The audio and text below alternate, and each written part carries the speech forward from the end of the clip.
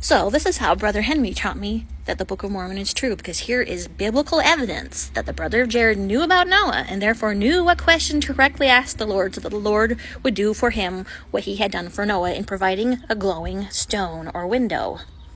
Do you notice how Tzohar is not spelled with a Z but with an S?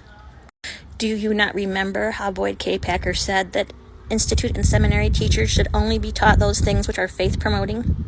I don't think it's a coincidence that I did not recognize, when I first heard about the Tzohar today, anything to do with Noah or the brother of Jared, because it was not stressed the name of the stone, but just the principle of the windows. Do you think this is a deliberate obfuscation? I sure as hell do.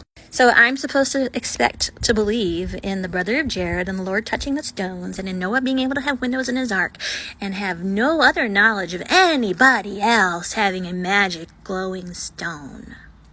Because that would be too dangerous. That might lead me to discover something about a seer and a rock and a hat and glass looking.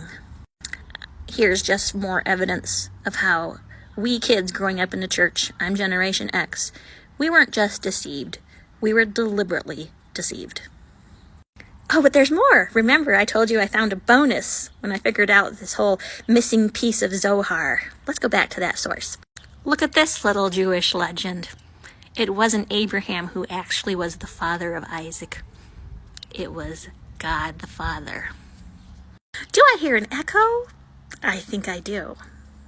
Deep doctrine in Mormonism is this little tidbit. I was also taught somewhere in all of this that God the Father was the parent of Adam and Eve in the Garden of Eden. That the paradisiacal state described in our articles of faith is directly related to that concept.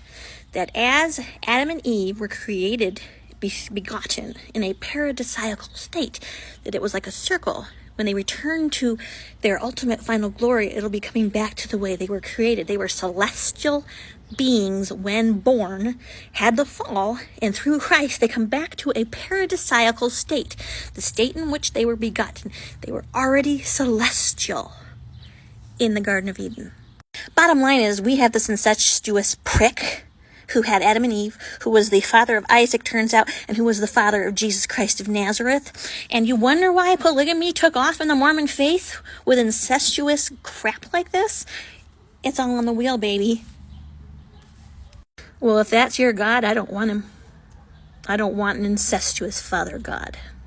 Or his fucking rocks.